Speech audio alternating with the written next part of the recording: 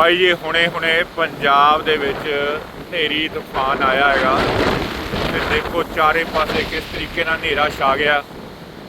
ਇਹ ਕੁਦਰਤ ਦੀ ਤੂਫਾਨ ਤੇ ਹਨੇਰੀ ਦੀ ਆਵਾਜ਼ ਦਾ ਆਨੰਦ ਮਾਣੋ ਤੇ ਕਿਸ ਤਰੀਕੇ ਦੇ ਨਾਲ ਹਵਾ ਛੂਕ ਰਹੀ ਹੈ ਤੇ ਦਰਖਤਾਂ ਦੀ ਆਵਾਜ਼ ਕਿੰਨੀ ਡਰਾਵਣੀ ਹੈ।